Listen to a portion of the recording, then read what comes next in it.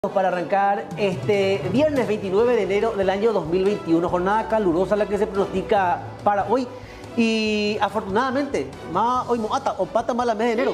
¿Quién iba a decir en serio? Dios mío, buen día. Buen día, Sol. En serio, decimos, finalmente llegamos al tramo final de este primer mes del año 2021. Gracias por acompañarnos, por elegirnos como todos los días y querer informarse a través de estas pantallas. Bueno, así se presenta nuestra ciudad capital en la fecha parcialmente nublada en esta área, pero evidentemente la gente quiere saber, Sol, cómo va a estar el fin de semana. Déjame que te cuento, ¿Sí? Porque según los datos de la Dirección de Meteorología, esto es lo que se prevé. Que se dedica a la venta de insumos médicos, un solitario delincuente ingresaba al sitio y a punta de arma blanca intimaba a una de las encargadas. Terminó llevándose 3 celulares y 2 notebooks. Esto ocurrió sobre la avenida Venezuela, casi Teniente Bosch, del barrio Virgen de la Asunción. Sobre el hecho de un robo agravado ocurrió sobre Venezuela y Teniente Bosch. Según la denuncia de esta señorita, entró un sujeto mayor de edad, de cutis morocho, portando un arma blanca, un cuchillo de mesa, y prácticamente sin mediar palabras empezó a tomar los objetos que estaban sobre la mesa, que son 2 notebooks y 2 aparatos celulares. Heridos no tenemos, fuimos posteriormente para verificar y solamente el susto que se llevaron las encargadas que estaban en el local. Manifestó que es la primera vez que ocurre en su local, ¿verdad? El sujeto tomó los objetos, ¿verdad? Las amenazó que no digan ni griten nada y se retiró a bordo de una motocicleta. Hasta el momento no es un poco difícil precisar por el tema del tapabocas, ¿verdad? Prácticamente, si antes eran sospechosos las personas que podrían cubrirse la cara, ¿verdad? Hoy en día es imposible, ¿verdad?, poder determinar que son sospechosos, pero está la obligación de utilizar el tapabocas, ¿verdad? Y es difícil ubicarles, ¿verdad? De todos modos, nosotros solicitamos informe a varias casas comerciales aledañas, ¿verdad?, para que nos faciliten el circuito cerrado o por lo menos para tener las características de la motocicleta.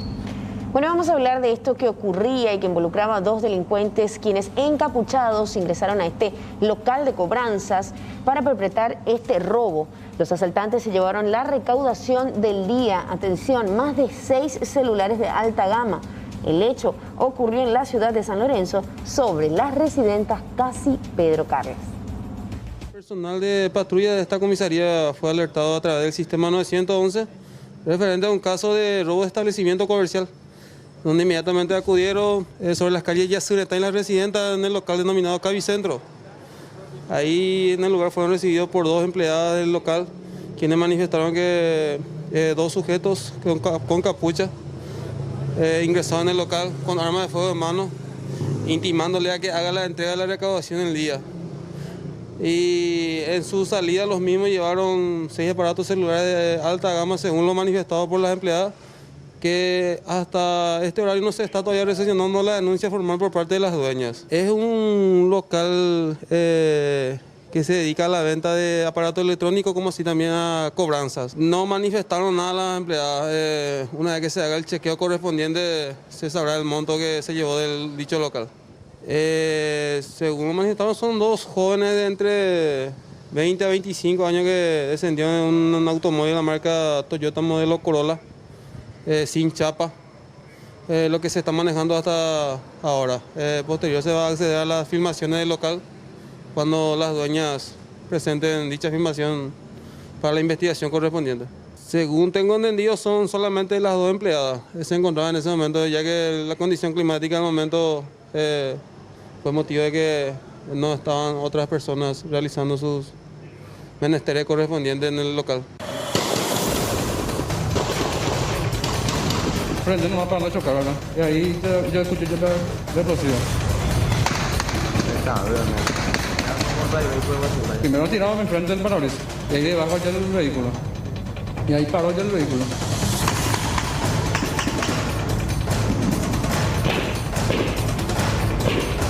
O sea, que decir, yo pensé, yo miré todo y ya se tiraba así.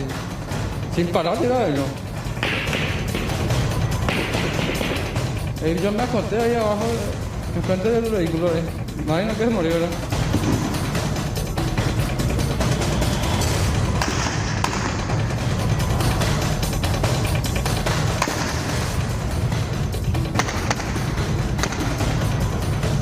De manota no puede abrir la donde yo paso para allá. Ya rápidamente vamos desarrollando esta información, un grupo tipo comando, y después de mucho se perpetra un asalto similar, el ataque a un camión transportador de caudales en zona de Oleari. Hablamos de 8 personas que formaban parte de este grupo armado, llegan con este operativo, este despliegue, porque hay que decirlo, hay un trabajo de incluso inteligencia por parte de todos los que activan o que desarrollan este tipo de hechos ilícitos, y logran atacar este camión de caudales. El monto, Alexis, es increíble lo que logran alzarse. Exorbitante, porque los delincuentes, tras perpetrar este asalto de película, se llevaron más de 1.500 millones de guaraníes. Ocurrió este asalto en el casco urbano acá de la ciudad de Oleari. Es un carro blindado que transporta billetes, que venía de Pedro Juan Caballero con destino hacia el este. Fue interceptado por una camioneta que sería la marca Toyota Fortuner. Esta camioneta Fortuner le estaba siguiendo y en este lugar se adelantó y tiraron un artefacto explosivo, ¿verdad? Se estaban dirigiendo para Ciudad del Este. Para Ciudad del Este, y justamente explosionó este artefacto y automáticamente paró el motor, y los que estaban adentro no pudieron reaccionar para acelerar o escaparse, ¿verdad? Y en ese momento este Fortuner abrió su puerta trasera, digamos, y con aparentemente un arma de grueso calibre empezaron a tirar hacia el motor del blindado. Se presume que serían más 10 aproximadamente, porque hay diferentes vehículos que fueron abandonados, incinerados, que había sido utilizado para este hecho. ¿Cuántos vehículos fueron utilizados según las informaciones que ustedes tienen? Y específicamente serían 2 para este hecho y 1 para el escape. Dejaron justamente un vehículo acá que tengo entendido que llantó al momento del... Llantó, y justamente se encontró adentro un bidón de combustible que aparentemente también iban a quemar, ¿verdad? El plan era atracar con estos 2 vehículos y posteriormente incinerarlos. Sí, uno de los 2 vehículos está totalmente incinerado y este seguramente tenía el mismo destino, pero en vista que llantó el vehículo dejaron abandonado acá. ¿Todavía no se sabe el monto exacto que llevaron estos delincuentes? Exactamente no se sabe todavía, ya que los ocupantes están todos en la comisaría con personal de investigaciones para ver los detalles, ¿verdad? Como ellos, normalmente una persona se encarga del manejo de la cantidad de billetes y el resto son custodios, ¿verdad? Avisaron a la policía. Sí, hoy fuimos alertados de este hecho. El personal del Departamento de Investigación está realizando las primeras diligencias del caso a los efectos de proseguir con esta investigación. En estos momentos el personal técnico está haciendo el levantamiento de los indicios, evidencias, tanto que puedan ser recogidos del lugar del hecho, manifestaciones de personas, los vehículos utilizados. Tenés que tener en cuenta que tenemos un vehículo incinerado. Eso retrasa un poquito el trabajo investigativo, pero estamos trabajando para el efecto. Hasta el momento se sabe exactamente cuántos delincuentes estuvieron involucrados en este hecho. Bueno, según las manifestaciones de las víctimas circunstanciales, serían más de 8 personas. Tenés que tener en cuenta después que pueden ser que en forma pasiva, por llamarlo así, haya más gente involucrada. En el transcurso de la investigación vamos a estar tratando de establecer esa situación. Ya, no se sabe si ellos tenían informaciones de que justamente se iban de Pedro Juan Caballero hasta Ciudad del Este. Y bueno, precisamente ellos, uno puede presumir que tenían esa información en consecuencia de la hora de salida de la ciudad de Pedro Juan Caballero y estaban atravesando en horas de la tarde ya acá la ciudad de Oleari. Presumimos que manejaban una información muy precisa y bueno, es parte de la investigación todas estas manifestaciones. Ya, el conductor de este camión de transportador de caudales, él mencionó que él escuchó a uno de los delincuentes hablar en un acento como de brasiguayo. ¿Qué información tienen ustedes al respecto? Es así, ellos están dando las manifestaciones sucintas de lo que ellos han pasado y bueno, uno de ellos manifestó eso, que escuchó que ciertas personas tenían el acento portugués. Bueno, ¿se sabe exactamente el monto robado en este caso o todavía no se hace el arqueo? Bueno, esa información vamos a acceder ya con los responsables administrativos de la empresa. Estas personas, por lo menos los que estaban dentro del blindado, Ellos se encargan exclusivamente del transporte de los valores, pero como te dije, vamos a entablar un diálogo con los responsables administrativos. Todos los días. Este caso tuvo trascendencia hace días atrás. Claro, porque el primer episodio se producía cerca de una estación de servicio cuando la misma mujer, a quien vamos a escuchar en instantes, era sometida y subida a la fuerza de manera muy violenta a una camioneta para luego esta desaparecer del sitio. Se había establecido inclusive un sistema de búsqueda a fin de identificar a el agresor y finalmente se hizo público a tal punto de que se libró orden de captura y también una investigación de manera oficiosa desde el Ministerio Público. Posteriormente ella hace una publicación a través de sus redes sociales negando absolutamente la agresión, señalando que ella fue la culpable. Imagínense ese estado de sometimiento, ¿no? Mencionando que no pasó a mayores, que él nunca le golpeó. Bueno, eso se hizo viral también.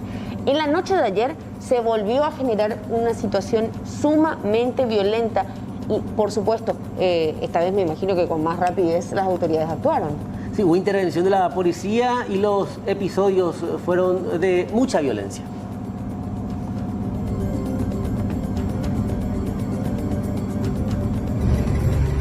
De tabuma, pio. Tranquilo, pio. De tabuma, pio. ¿Por qué me iba a mentir? Por algo llamé, ¿verdad? Si no, no lo haría. Mira lo que me hiciste. ¿Qué te dije eso? Cállate, infeliz. ¿Qué? ¿Pero qué es lo que vas a decir? Tranquilo, mamá. No te estoy filmando vos. Decía otra cosa. Él es el que me agarró. Mira un poco. ¿Cómo me agarró? Te gusté.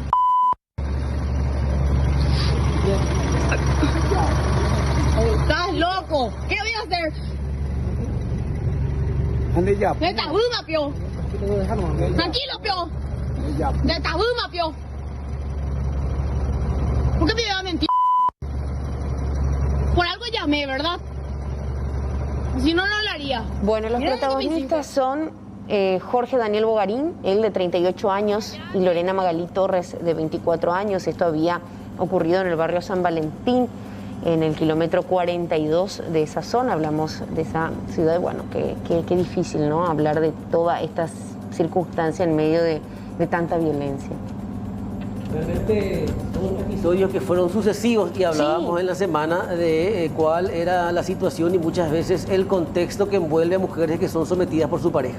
Terrible. Nosotros vamos a seguir el caso, nos imaginamos que ya la Fiscalía está, por supuesto, trabajando en consecuencia, una asistencia a la joven. No, es realmente indignante tener que estar hablando de estos casos a esta altura. Pero lo bueno es que también en este último video vemos que ella es la que denuncia, ella es la que se anima a hacerlo. No sabemos cómo fue sometida. Como que se planta. Como que se planta, porque antes la veíamos a ella, en el primer video del primer día, bueno, la veíamos a ella pidiendo auxilio, luego en las redes una publicación que ni siquiera sabemos si la hizo ella, sí, porque eso también podemos dudar, ¿no? Hasta la circulación de un audio en la cual se escuchaba interactuar, hablando los dos y negaban también toda situación relacionada a violencia. Pero ahora, bueno, nuevas imágenes que se suman y que nos imaginamos que van a engrosar esta investigación.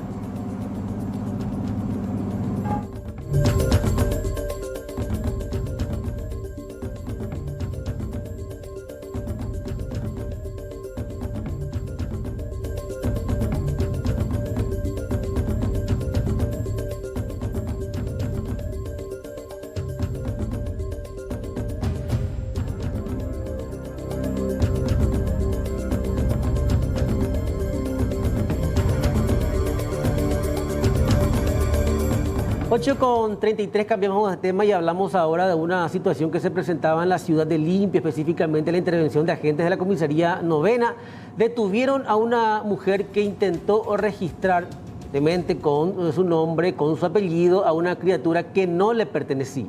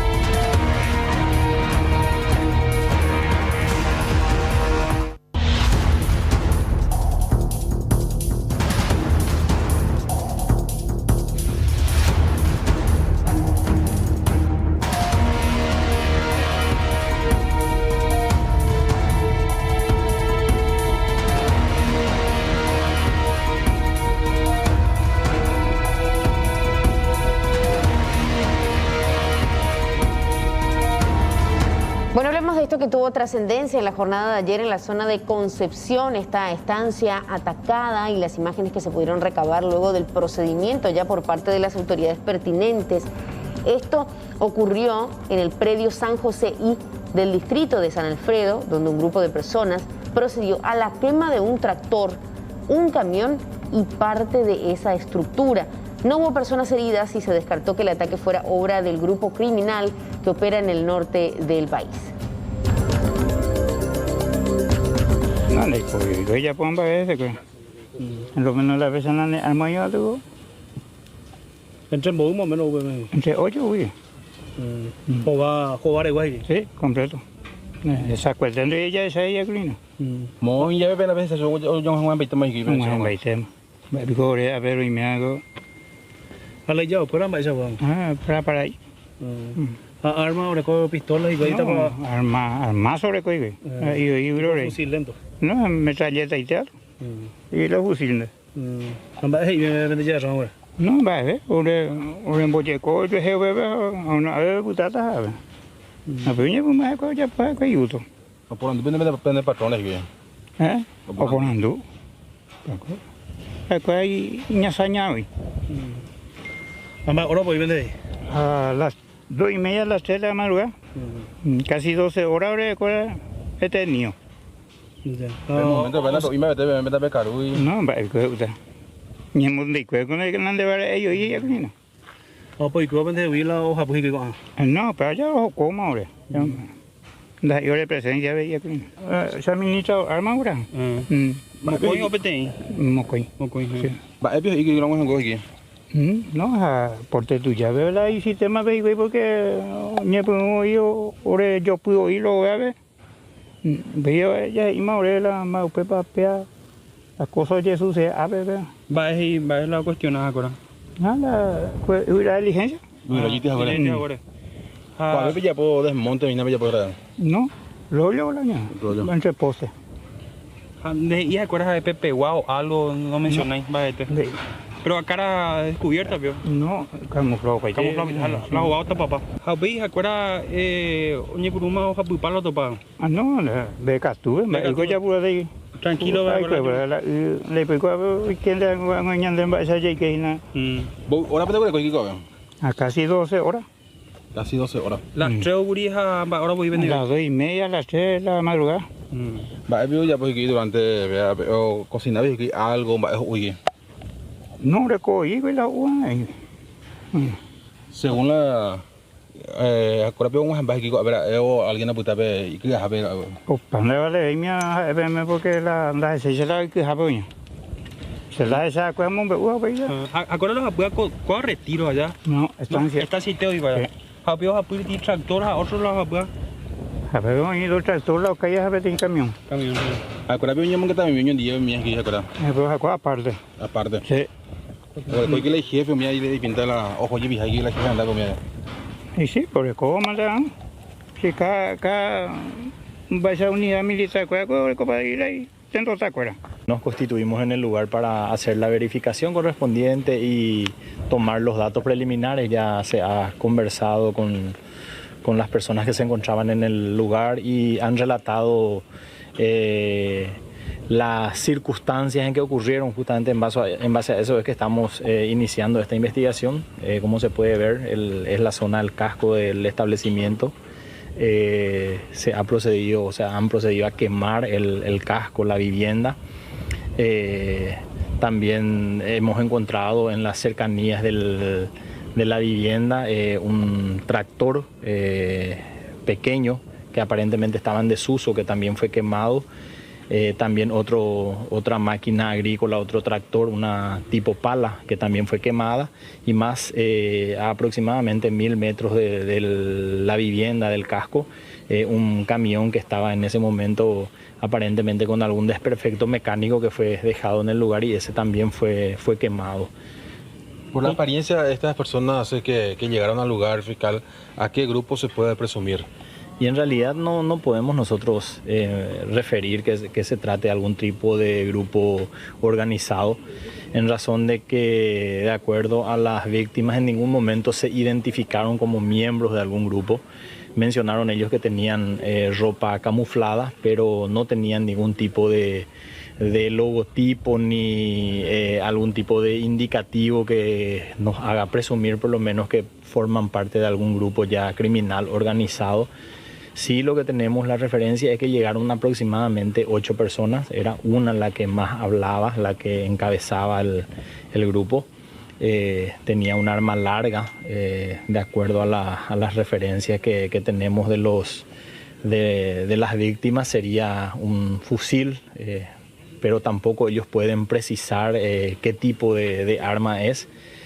Algunos de ellos tenían armas largas, tenían también pistolas. Y es básicamente eso, le sacaron los celulares, les despojaron de algunos objetos, armas de fuego fue lo que llevaron, 2 armas de fuego. Bueno, en medio de tantas noticias tenemos también algunos consejos para vos que estás del otro lado y quieres aprovechar semanas de grandes descuentos. En Misionera S.A. esta semana, por ejemplo, es la semana Sugar, en donde vas a poder disfrutar de las mejores promociones en lavarropas, centrífugas, cocinas y mucho más. No esperes más y visítanos en una de nuestras sucursales del Alto Paraná y también podés acceder a misionera.com.pi o entrar en contacto con nuestro equipo de call center en 061-550-057.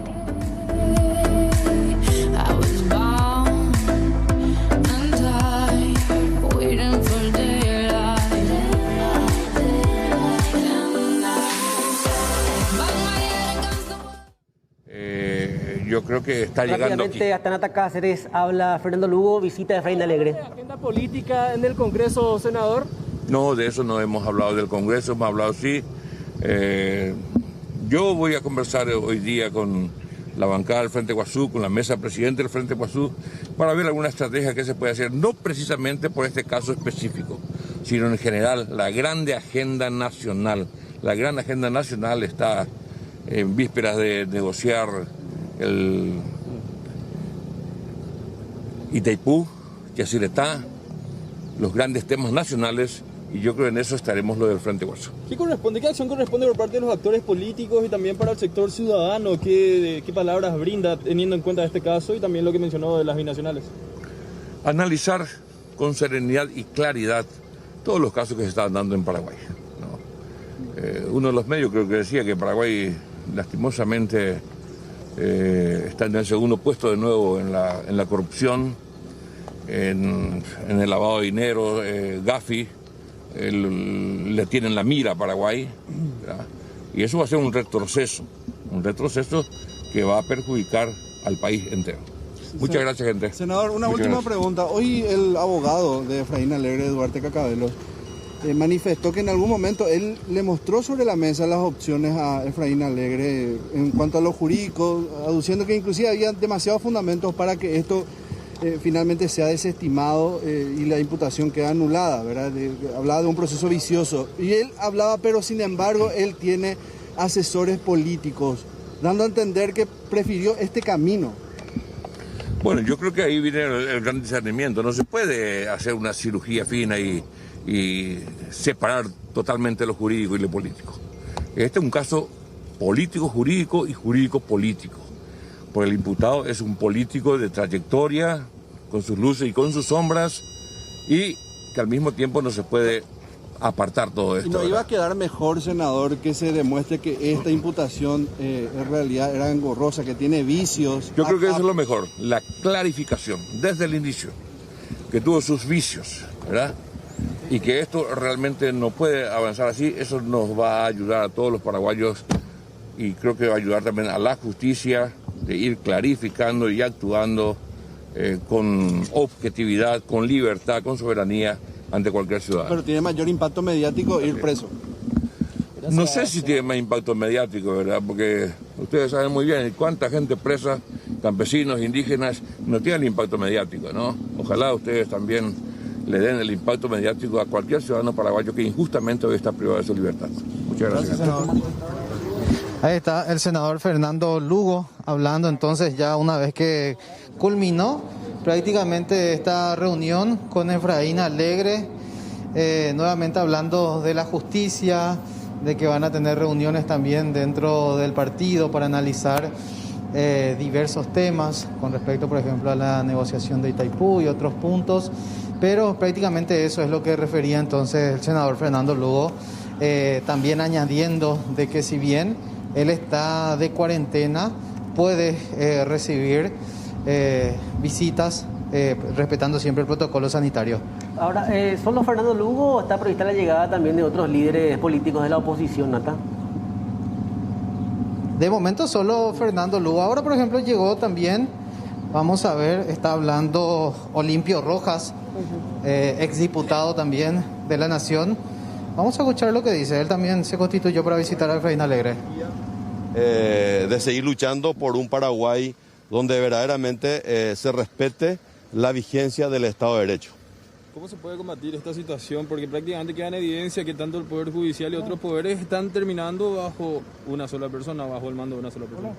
No, evidentemente que acá hay personas que desde la sombra del poder manejan los hilos del poder, vale la redundancia, ¿verdad?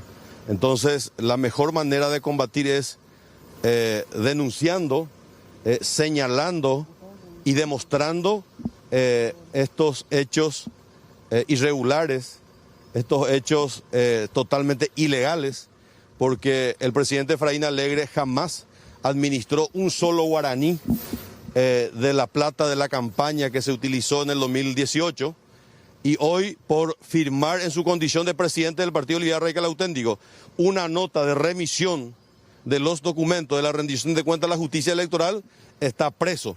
Siguiendo esta misma lógica, los ministros del Tribunal Superior de Justicia Electoral que remitieron esos mismos documentos, esas mismas facturas al Ministerio de Hacienda, deberían de estar presos también, ¿verdad?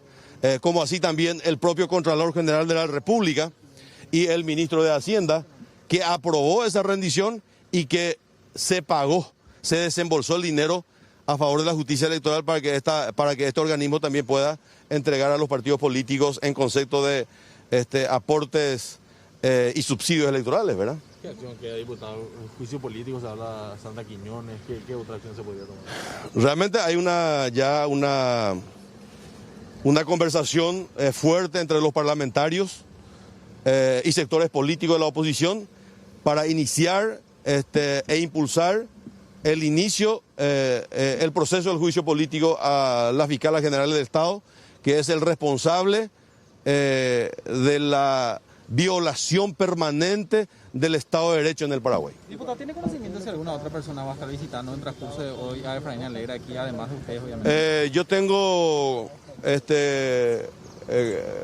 confirmación de algunos amigos parlamentarios, senadores, diputados, que en el día de la fecha estarán trayendo su solidaridad y apoyo al presidente Efraín Alegre. No solamente liberales, de todos los sectores de la oposición. En este caso, ¿él ya está obligatoriamente cumpliendo con la cuarentena que se había previsto de 2 semanas o todavía no entra dentro de ese proceso de cuarentena, teniendo en cuenta que él debe someterse al hisopado también? No, está esperando la realización del hisopado en el día de la fecha, ¿verdad? Por supuesto, nosotros ingresamos cumpliendo estrictamente el protocolo sanitario. ¿Qué le señaló el presidente Efraín Alegre? ¿Qué les dijo? Y bueno, hablamos de la necesidad de pulir las diferencias existentes dentro de la oposición, fortalecer las coincidencias detrás de los grandes temas nacionales como ser la renegociación de Itaipú, que es el gran tema en este momento. Esa es la preocupación y el sueño del presidente Efraín Alegre, consensuar los grandes temas nacionales entre todos los sectores de la oposición y de la ciudadanía. ¿El senador Llano le llamó, se acercó? No tengo conocimiento, ¿no? Ya es un hecho entonces que varias bancadas se estarían impulsando el juicio político desde el Partido Liberal y otro, o aún queda la conversación pendiente. Bueno, no quiero ser irresponsable en afirmar tal cosa, pero se está hablando y ustedes saben que cuando en los pasillos parlamentarios se hablan, a veces ocurren cosas, ¿verdad? ¿Y en este caso apoyo para eso? Bueno, yo creo que con la presión ciudadana, el apoyo ciudadano, va a ser fundamental para el inicio del juicio político a la fiscal general del Estado. ¿Los sectores políticos apoyan también esto? Yo creo que la prisión ilegal e injusta del presidente Efraín Alegre está generando indignación masiva a nivel nacional, no solamente de liberales, de todos los ciudadanos que no quieren ser víctimas de injusticia. Se respetó el protocolo sanitario, porque ya veíamos fotos, todos sin tapabocas, con el senador Lugo, Efraín Alegre. No, lo que pasa es que ingresamos y bueno, para saludarnos, bueno, uno impulsado por la emoción, a veces se quita el tapaboca, pero por supuesto que nosotros somos conscientes de que eso hay que respetar, es una protección sanitaria que todos debemos usar. Él se encuentra ahora aislado en una habitación. ¿Cuáles son las condiciones de reclusión de Alegre? Él está en una habitación aislado, por supuesto, una habitación bastante amplia, y bueno, está aislado, está solo, y recibe visita, bueno, en este caso,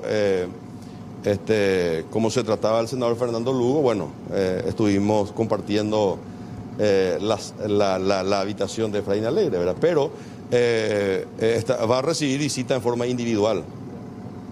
¿Cómo superar la barrera de los más de 40 votos colorados para que el pedido de juicio político no quede nada más en un proyecto perdido nuevamente, como ya ha cumplido en varias veces? Y hay que hablar. Hay que hablar.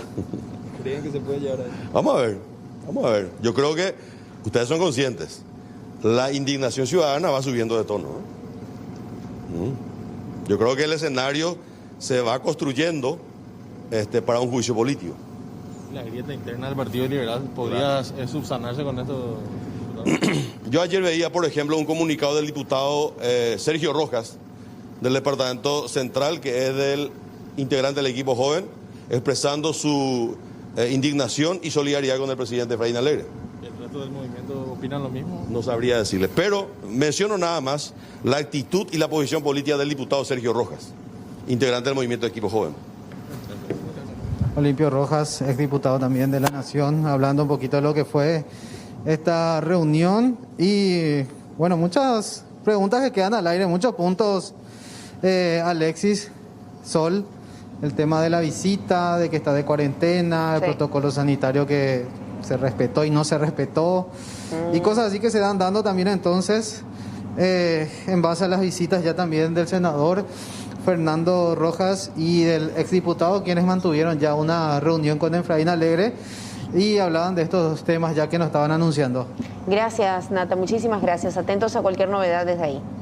2021, porque el Ministerio de Educación y Ciencias ha habilitado un sitio web desde la jornada de ayer que es aprendizaje.mec.edu.py, para que los padres de instituciones educativas públicas informen si sus hijos van a cursar este 2021 de manera virtual o presencial. O sea, tienen que ingresar y hacer la opción, ¿no? De optar por la presencial, deberán bajar e imprimir un formulario que tendrá que entregar a partir del 11 de febrero en la escuela o en el colegio de sus hijos. Sin embargo, poco después, desconocidos crearon un sitio web falso induciendo a los padres a la carga de información confidencial sobre la familia e incluso reportando que el formulario de autorización tiene un costo. Eso no es cierto, señores. Reitero, para hacer la inscripción de sus chicos no tienen que abonar absolutamente nada. El MEC realizó ya esta denuncia en delitos informáticos, así que es importante reiterar.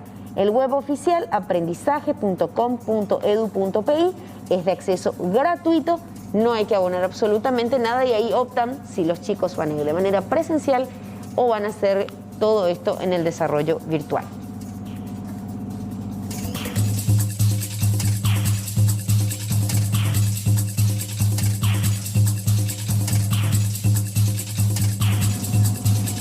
Bueno, la plataforma oficial es esa que estamos viendo en imágenes y ya también vamos a desplegarla acá en nuestro video wall para que la gente pueda tener también atención en algunos detalles específicos sobre finalmente su funcionamiento real, en este caso la página original. Dice, bienvenidos a la plataforma, van a ver justamente estos dibujos, estos datos, imágenes, acceder a los recursos y ahí van a poder estudiantes y docentes. Al ingresar al clic de estudiantes, vamos a ver un poco y acceder.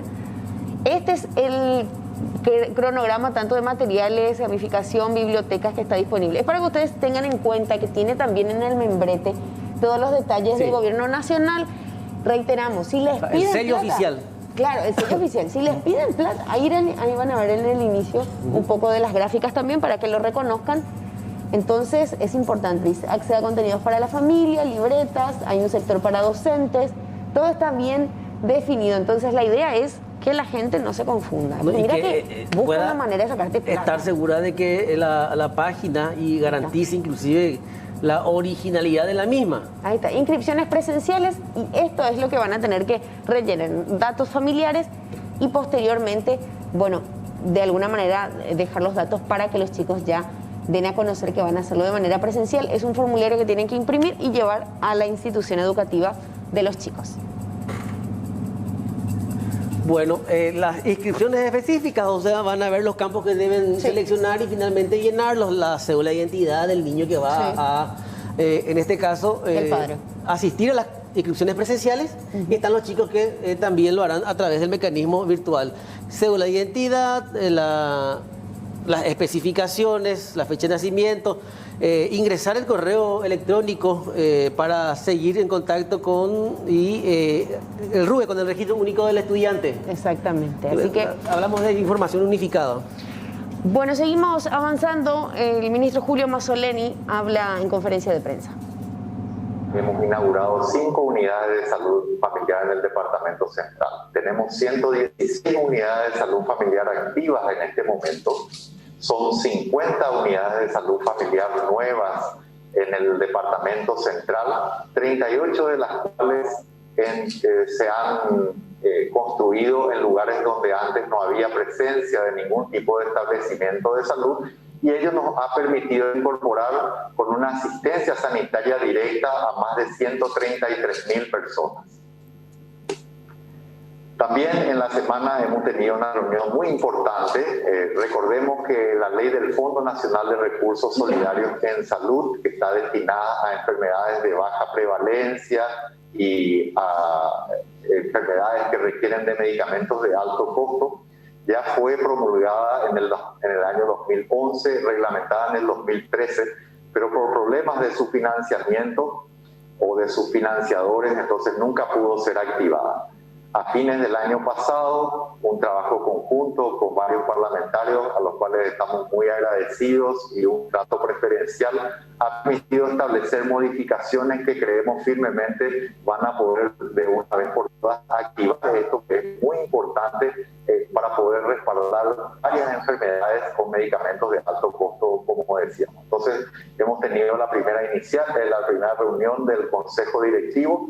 Hay mucho trabajo por hacer para poder fondear esto y salir adelante, poder ayudar entonces a varios compatriotas que sufren de estas enfermedades con medicamentos de alto costo.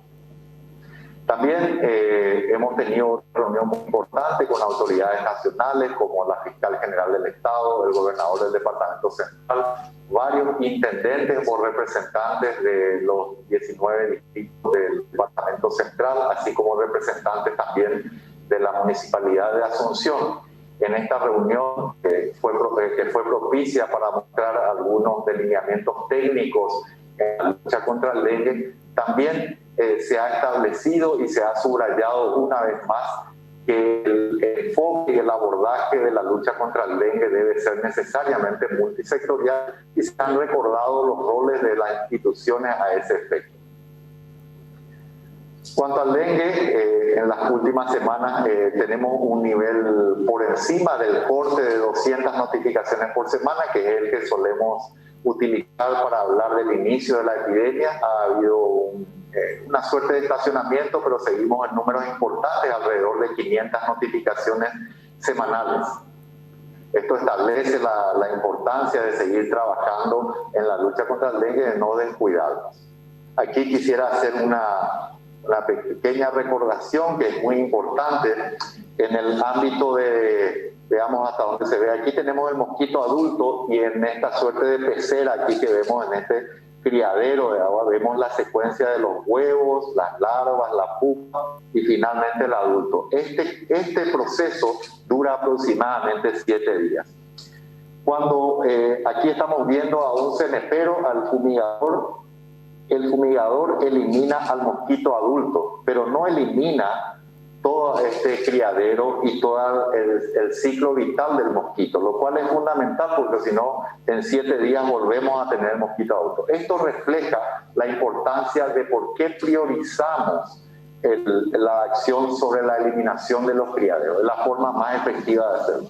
Otro aspecto que es muy importante también tiene que ver con el aspecto técnico de la fumigación, que en términos correctos en realidad se denomina nebulización.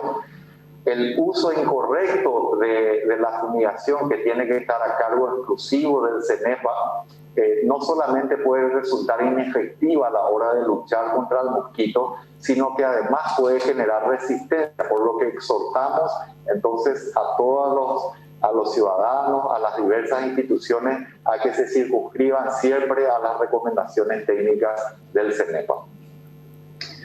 Respecto al informe COVID propiamente, recordar un poco que en las últimas semanas hemos recibido una notificación que esperemos que pueda concretarse, donde el mecanismo COVAX nos habla de un adelanto de la llegada de las vacunas.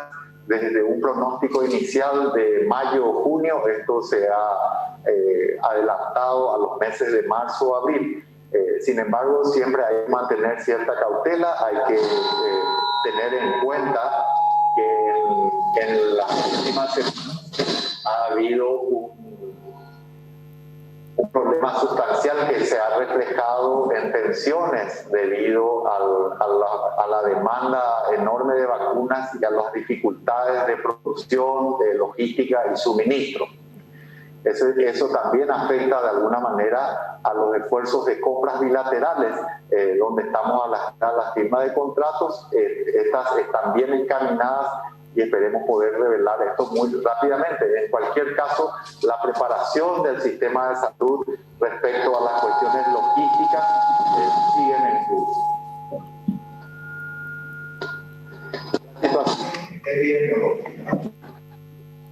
A nivel mundial, en la última semana, como pueden ver, hay una reducción en el número de casos. Esto se da principalmente a expensas de Europa. En América, lamentablemente, todavía el número de casos sigue en aumento, como también el número de fallecidos. En la región, esta es la representación acumulada de la mortalidad por 100.000 habitantes en los países de Sudamérica. Como pueden ver, en ese sentido, Paraguay se encuentra siempre en tercer lugar, asumiendo datos fidedignos de Venezuela. Sin embargo, cuando vemos el último mes, podemos ver que Paraguay se encuentra incluso por debajo de lo que tiene que ver con la mortalidad. Este dato, este indicador, es realmente muy importante, teniendo en cuenta que es un dato duro, es un dato que no depende de un factor como el testeo o cualquier otro elemento de registro o de duda que pueda presentarse epidemiológica. Es un dato duro y que nos permite compararnos de manera correcta y adecuada con otros países que tienen mayor o menor número de habitantes. La situación en Paraguay en la última semana, que estamos evaluando hoy, la tercera semana del año, muestra un descenso del 18%. Este descenso será principalmente a expensas del capital central. Lo otro que es destacable aquí, que sigue siendo preocupante, es un incremento en Alto Paraná, que es la zona más oscura, más baja de estas columnas. Esta es una representación de todo el año, de las 3 primeras semanas del año. Después de que las 2 primeras semanas fueron las más altas hasta ahora en número de casos en la epidemia, reflejando probablemente conductas inapropiadas en Navidad y Año Nuevo, la tercera semana ha mostrado un descenso, como decía, del 18%. Con el informe semanal del Ministerio de Salud Pública y Bienestar Social, actualizando los datos estadísticos, también los cuadros con respecto al número de COVID en nuestro país, más Anteriormente, inclusive, hablaba de la provisión de vacunas a través del mecanismo COVAX. Exactamente. En instantes vamos a estar retomando el contacto en una cuestión técnica. También les avisamos porque sabemos que hay mucha gente que está pendiente del informe, así que vamos a estar nosotros compartiendo en extenso ya todo lo que está dejando este nuevo informe semanal.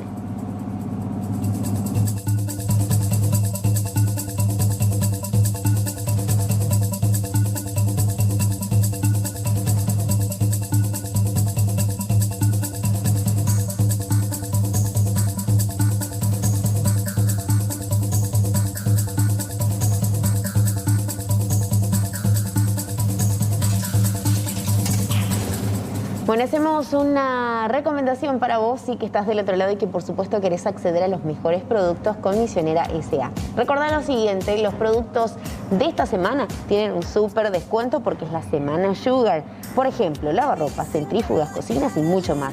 No esperes más y visítanos en una de nuestras sucursales del Alto Paraná. También podés acceder a misionera.com.pi o entrar en contacto con nuestro equipo de call center el 061-550-057. Misionera S.A., tu confort es nuestra misión.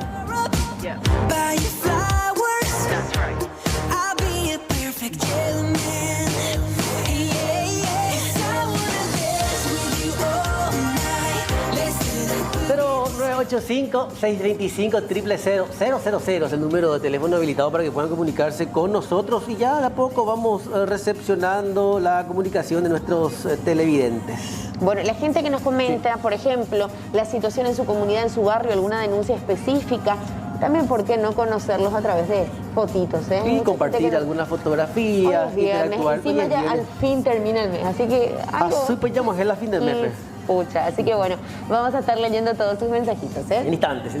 Comunicate con nosotros al 856-25-000. Minutos, temperatura de 25 grados. Retomamos la comunicación con el Ministerio de Salud. Escuchamos. Organizaciones internacionales como UNICEF, como la Organización Mundial de la Salud, han dado un decidido apoyo y un fuerte impulso a la necesidad de abrir totalmente las escuelas. Nosotros, sin embargo, optamos por una política más gradual, más segura, opcional, a los efectos de que ese retorno se dé de la mejor manera posible. Y va a estar determinado en gran medida por el contexto al cual van a ir los niños, la situación de sus escuelas, etc. En la semana que viene vamos a tener reuniones de ajustes de los últimos detalles para poder presentar a la ciudadanía un plan concreto. También en ese sentido estamos hablando de clases semipresenciales en su mayoría, pero va a depender, como decía, del contexto particular de las instituciones. Finalmente, recordar siempre los factores que tenemos que tener en cuenta para administrar nuestro riesgo. Menos tiempo de actividades siempre es más seguro, espacio al aire libre es más seguro, menos número de personas en las actividades y menos número de actividades por semana también es más seguro. Entonces, no bajemos la guardia, tenemos que seguir cuidándonos de todos. Invitamos a todos los ciudadanos a seguir con el cuidado. Todos conocemos las mascarillas, la distancia física, el lavado de manos. Y recuerden siempre, si hay síntomas, no acudan al trabajo, no visiten a sus afectos. Estamos abiertos entonces a las preguntas que puedan tener los medios de prensa. Muchas gracias, ministro. La primera consulta de Radio 1000 AM. ¿Cuál es hoy el departamento o ciudad con mayor brote de contagios en el país? Bueno, sigue siendo sin ninguna duda el departamento central y capital. No obstante, el departamento que nos preocupa más en este momento es el de Alto Paraná, porque vemos una segunda ola como el que estamos manifestando, ¿verdad? Entonces, todo el país es una preocupación, pero haría fuerte énfasis en eso, y también a Itapúa, que está viviendo el mayor número de casos al inicio de la epidemia. Quisiera chequear si tienen un buen retorno con los medios de prensa con nuestros sonidos, ¿sí? Okay. Siguiente consulta. Las 3 millones de dosis de vacunas que en teoría se esperan, ¿llegarían todos este año? ¿Y cuál es el porcentaje de la población que sería vacunada? Bueno, ahí hay que clarificar, tener bien en cuenta. Por el mecanismo COVAX son casi 4.300.000 dosis. Por fuera del mecanismo COVAX serían unas 3 millones de dosis. La idea es que lleguen estas en lo que va adelante. Ahora, hay que tener muy en cuenta la situación que está viviendo el mundo. Creo que hay recortes periodísticos prácticamente de todas las zonas del mundo, la tensión que existe entre regiones como la Unión Europea, las compañías farmacéuticas, algunos países en particular con las compañías farmacéuticas, la enorme demanda que existe, la producción que no está al ritmo de la demanda, algo que desde un principio se sabía que iba a ser un gran desafío. El acuerdo que desde un principio establece también que los suministros van a ser de manera muy gradual. Yo creo que el primer semestre del año va a ser particularmente complicado, que eso va a mejorar en el segundo semestre. La expectativa es que este número de vacunas lleguen en este año, pero eso depende de muchos factores externos y entonces vamos a ver cómo va evolucionando la situación a nivel mundial. Universo 970 y GEM realizarán controles en las instituciones educativas para saber si cuentan con las medidas sanitarias correspondientes. Sí, definitivamente. Eso se va a acordar seguramente con el Ministerio de Educación y vamos a hacerlo. Como expresé antes, el contexto de la situación de los establecimientos o incluso, por ejemplo, de la situación particular de algunos establecimientos educativos, donde a veces, así como hay lugares que tienen muchos alumnos por aula, hay también algunos que tienen pocos. Entonces, los protocolos están consensuados y van a ser adaptados siempre teniendo en cuenta la seguridad de los maestros, naturalmente. En ese punto, ¿está previsto vacunar a los docentes antes del inicio de clase? Bueno, el Plan Nacional de Vacunación es muy claro respecto a qué poblaciones deben ser afectadas. Los docentes están en el segundo grupo. Nuestra intención es vacunarlos lo antes posible, pero en gran medida eso está condicionado también por la llegada y el número de las vacunas que llegan, que recordemos es un número que está limitado en todos los países del mundo. La mayoría de los países, de los pocos países, que son casi como 35 que han iniciado su vacunación en todo el mundo, no están alcanzando el 1% de su población. Al ritmo que hoy se está vacunando, necesitaríamos llegar hasta el 2030 para vacunar a toda la población mundial. Así que esperemos que esos suministros vayan mejorando. ABC Cardenal, ABCTV. Salud Pública incluye en su plan de vacunación al sector privado para que las empresas importen sus propias vacunas para vendérselas a quienes tengan poder adquisitivo. No, en principio el sector privado está por fuera del Plan Nacional de Vacunación. El sector privado requiere registros sanitarios para poder importar esas vacunas. Esos registros sanitarios requieren documentación que debe ser arrimada. Entonces, en principio no. No obstante, eso no descarta que se puedan plantear acuerdos eventualmente. ¿Se corre el riesgo de que lleguen las vacunas primero al sector privado que al público? Es poco probable debido a que todas las compañías farmacéuticas tienen la consigna de negociar primero con los gobiernos y al hecho concreto de lo que acabé de expresar, realmente de los problemas de suministro que hay a nivel mundial. Entonces, es poco probable que así se dé, no obstante, veremos cómo va evolucionando todo. El 13. ¿Qué porcentaje de todas las camas de terapia intensiva están disponibles en el país, sector público y privado, está ocupado por pacientes de COVID? 30%. ¿Hay planes de reconvertir salas de reanimación para poder hacer cuidados intensivos de los casos graves de nuevo coronavirus ante un posible colapso? ¿Se tiene capacidad técnica y personal capacitado? Esos planes fueron establecidos desde un principio, incluso al inicio de la epidemia, están en plena ejecución y por el momento sí tenemos todas las respuestas posibles. Estamos altamente exigidos, pero sí, esos planes, como dije, están en ejecución y por el momento tenemos la capacidad de operar.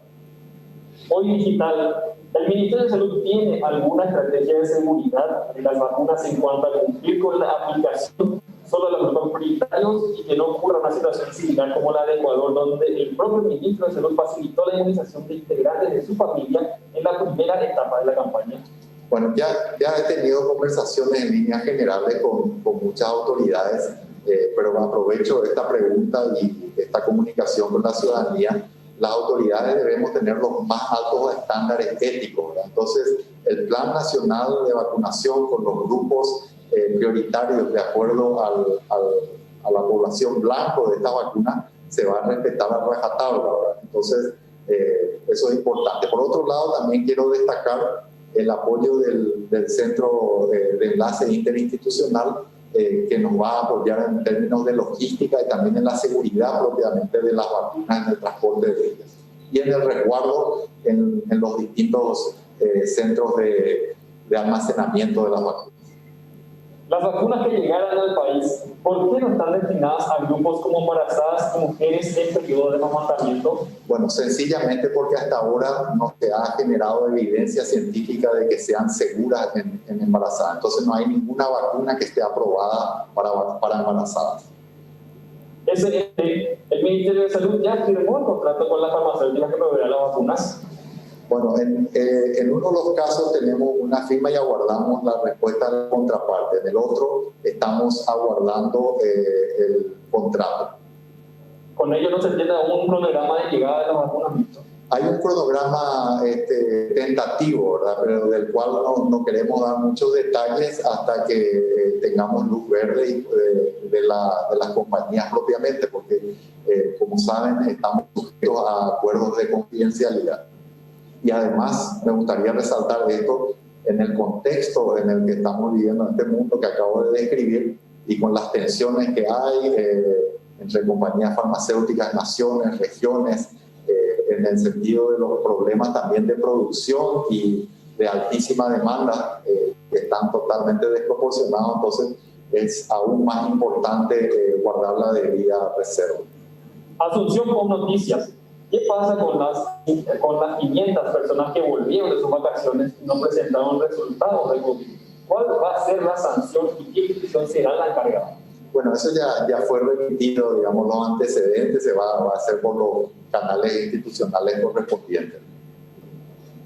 ABC impreso. ¿Cuándo se dará aprobación a las clases presenciales en universidades, colegios y escuelas, tomando en cuenta que si hay instituciones privadas que marcan su inicio de clases en febrero? Bueno, esas son expresiones de deseo de las instituciones privadas. Eso se va a definir con el Ministerio de Educación. Radio La Unión. Educación no tiene presupuesto para tapabocas. ¿Qué institución se encargará de proveer a los niños durante las 5 horas de clases? Sí, vamos a estar analizando eso. En líneas generales, aquellas instituciones que no están en condiciones de proveer las mínimas medidas de seguridad sanitaria, entonces no van a poder ser habilitadas. Hasta aquí la conferencia de prensa del Ministro de Salud. Bueno, agradecemos mucho a los medios de comunicación, pedimos disculpas por el inconveniente técnico y le deseamos a la ciudadanía entonces un buen fin de semana. Muchas gracias. Bueno, gracias a toda la gente que fue también arreglando esta cuestión técnica que tuvimos anteriormente, pero en resumen hablamos de que las vacunas para marzo y abril vía COVAX serían una opción. O sea, son 4 millones de dosis. Claro, teniendo en cuenta que inicialmente llegarán las otras vacunas, se prevé que sea para mediados de febrero, pero las que son vía COVAX podrían llegar ya para marzo, abril. Se resaltó también la segunda ola en el Alto Paraná, como por otra parte que los puntos más complicados siguen siendo el Departamento Central y por otra parte, obviamente, Asunción y Gran Asunción. Un dato muy importante guardar relación con eso que también estamos publicando en el Zócalo, que no son aprobadas para las mujeres embarazadas. Claro, teniendo en cuenta que no hay una evidencia científica, decía el ministro de Salud. Y por otra parte, con respecto a las vacunas que ya estarían llegando, todavía no confirman el cronograma, por un lado, se tiene firmado un contrato y se espera la contraparte. Y en el caso de la otra empresa que va a proveer justamente de estas vacunas, todavía aún no ha llegado el contrato. Estamos aguardando esas novedades, nos imaginamos que se desarrollarán ya en las próximas jornadas. Es momento de darte un consejito, cambiando de tema. Radiante, ya algunas nubes se asoman nuevamente. ¿Por qué hablo de las nubes? Porque podrían darse nuevas precipitaciones en las próximas horas. ¿Qué tienen las precipitaciones? Por lo general dañan ciertas estructuras que ya están bastante deterioradas. Que no están en condiciones, ¿eh? Esto es un caso. Ahora lo que voy. Zona de Republicano, inmediaciones de la Universidad Católica, sí. Pizarro, tengo entendido, si mal no recuerdo, es esta calle. Es impresionante el estado en el cual se encuentra. Ustedes ven en imágenes, no se trata solo de un bache, sino de un mega cráter. Exactamente. Leila Jiménez estuvo más temprano por ahí, bueno, compartiendo un poco de esta vivencia que tienen que transitar los vecinos y usuarios de ese tramo.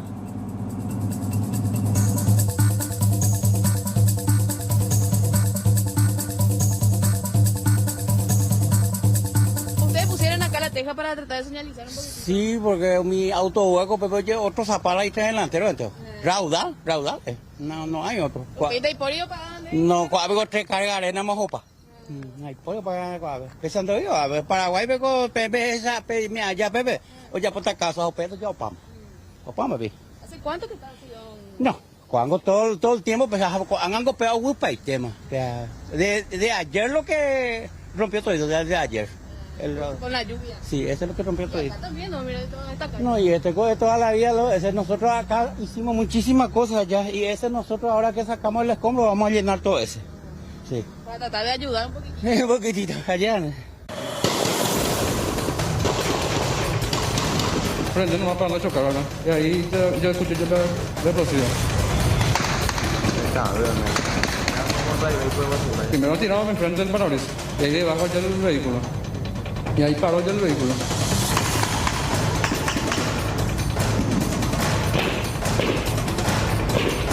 O sea, que decir, yo pensé, yo miré todo y ya se tiraba así. Sin parar, tirarlo. Y yo me acosté ahí abajo, enfrente del vehículo. Imagina que se murió, ¿verdad?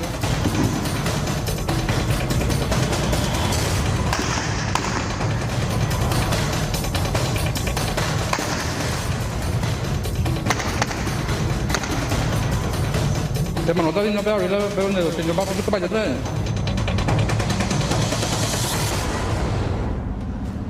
Bueno, hablamos ahora de situaciones particulares que se presentan estadísticamente y que guardan relación con el reflejo de lo que fue aquella cuarentena estricta, ¿verdad? Si bien todos temíamos al COVID-19, se dio algo que guarda relación con la tasa de natalidad en nuestro país. Y ha aumentado en muchísimo en cuanto a los números y las estadísticas que hablan desde la propia OMS y en cada punto del mundo. Vamos a hablar de estos datos precisos que justamente se pueden observar a través de estas placas de informaciones. Embarazos no deseados, es decir, no planificados, porque estamos hablando obviamente de la responsabilidad a la hora de elegir ser padre. Uno de los referentes, por ejemplo, hacía referencia a que, por ejemplo, en cuanto a los métodos anticonceptivos, como la gente no podía salir, se olvidaba o dejaba de ir a la farmacia ante el temor, evidentemente, de adquirir sus... cualquier tipo de producto, cualquier anticonceptivo, sí. Dice, 47 millones de mujeres no tuvieron acceso a eso, a anticonceptivos, en este lapso de tiempo. Si las interrupciones por coronavirus continúan, habrían 15 millones de embarazos no planificados. Es impresionante estos números. Veamos más información. Dice, en Paraguay, alarmante cantidad de embarazos por pandemia. Consultas se redujeron en un 28%, reducción del 68% de consultas de adolescentes, ya sean para hacer todo lo que sea planificación familiar. Y esta estadística también se centra en la gran cantidad de casos de menores adolescentes que resultaron embarazadas también durante también. Es un número que quizás después se irá desglosando. Nacidos vivos por departamento central en el año 2020. 30.564 nuevos nacimientos se registraron desde enero a junio del año pasado. Recordar que la cuarentena estricta se inició allá por el mes de marzo. En marzo. Y ya los números no han variado mucho, sino que posteriormente también empezaron a presentar un repunte en ese lapso de tiempo. Y nos imaginamos que otros prácticamente se van a dar ahora, en este inicio del 2021. Alto Paraná, de enero, febrero, marzo, abril, mayo, junio, 1.243 en enero, 1.193 en febrero, marzo, 1.256, abril, 1.332, empieza a aumentar un poquito, 1.328, en junio hay una reducción. Exactamente, y esto se prolonga hasta diciembre. El total, 13.981 nacimientos en el 2020 en el Alto Paraná.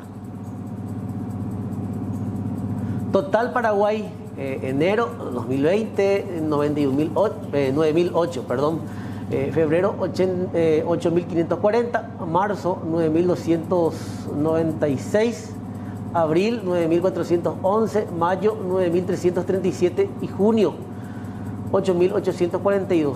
Vemos desde julio hasta diciembre una variante entre 8.000, 7.000 y ya para diciembre 6.000. Esos son números aproximados hablando en líneas generales. El total de nacidos vivos en Paraguay durante el año, 99.749. Y repito, esto es el resumen del año pasado. Yo creo que la mayoría de esos efectos que nosotros estábamos mencionando quizás se puedan ver en este inicio, febrero. De hecho que ya vemos, bueno, viendo las redes sociales, tenemos mucha gente conocida quizás, ¿verdad? Lo que hablan desde la OMS es este encare de embarazos no planificados, ¿verdad? Y los casos que no pudieron acceder siquiera a los métodos anticonceptivos. Claro que es un debate muy importante. Que fue la principal causa de todos estos embarazos no deseados.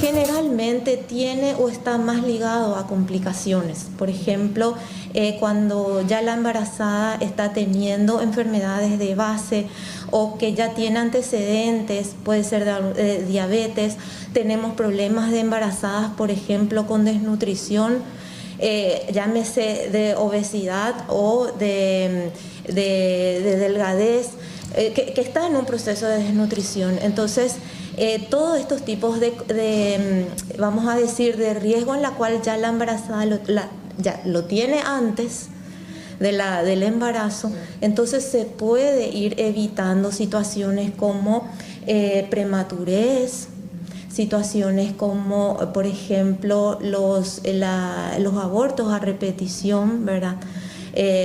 Situaciones, por ejemplo, inclusive nosotros hablamos de eventos adversos, ¿verdad? Cuando decimos la muerte materna, la muerte neonatal o la muerte fetal. Entonces lo que más queremos prevenir nosotros son esas situaciones de eventos adversos que para nosotros cuesta y cuesta muchísimo y es un problema que tiene muchísimas aristas y que genera un problema social también. Bueno, seguimos avanzando y seguimos hablando del COVID-19 de alguna manera y en este caso ya centrándonos en algo que nos interesa y mucho y tiene que ver con las vacunas. El reacondicionamiento del sistema a fin de que puedan mantenerse refrigeradas las dosis. Exactamente. Estamos en contacto con la doctora María Antonieta Gamarra, ella es titular de la Dirección Nacional de Vigilancia Sanitaria, a quien le agradecemos por su tiempo. ¿Cómo le va? Buen día. Muy buenos días, ¿cómo están? A ustedes y a la teleaudiencia, que tengan muy buen día. Doctora, ¿están preparándose para finalmente refrigerar las vacunas? ¿Cuántas en total son las cámaras que estarían siendo habilitadas en los próximos días o meses? Bueno, la verdad que el programa ampliado de inmunizaciones es el que está en eso. No sé qué cantidad de cámaras son, pero sí se está preparando toda la infraestructura para poder hacer lo más rápido posible la vacunación. Es decir, interesa también que sea muy rápido y que en pocos días ya puedan estar vacunadas las personas que estaban previstas, ¿verdad? Teniendo en cuenta esto, doctora, ¿verdad? Simplemente en un plano más general, si hablamos de estas cámaras, ¿están principalmente centradas, según la información que usted también maneja, aquí en la zona central y en otros puntos del país? Sí, así mismo es.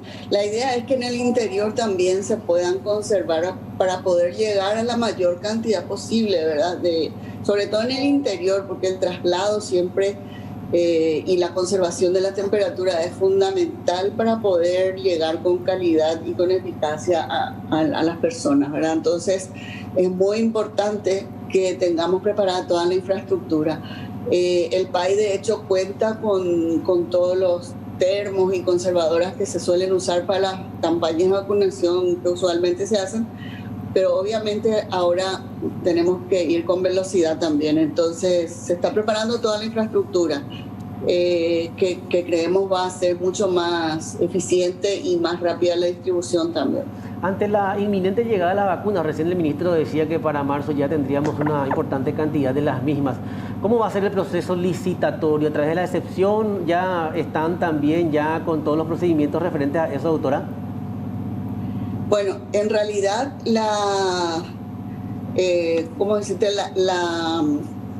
poder tener estas vacunas se debe a una gestión que la hace principalmente el ministro directamente con las empresas proveedoras. O sea, no pasa por un proceso de licitación, dado que son negociaciones que se hacen directamente entre el Estado y la empresa productora, digamos. Entonces, esto es imposible hacerlo por licitación, de verdad es una lucha por las vacunas a nivel global, todos estamos detrás de esta situación y entonces son procesos que se hacen directamente con las empresas proveedoras y eso lo hace personalmente el propio ministro, ¿verdad? Que es el que negocia con ellos las cantidades, los precios, ¿verdad? Obviamente hay que ponerse un poco en el lugar en este momento del mundo que todos estamos peleando por lo mismo, ¿verdad? Entonces, sí, estos son procesos directos con los proveedores. Hay que aclarar que ya hay una firma de contrato, 2 contratos en realidad que se están analizando. Uno tenemos entendido que ya se ha firmado, se espera una contraparte. Hablamos de este primer lote.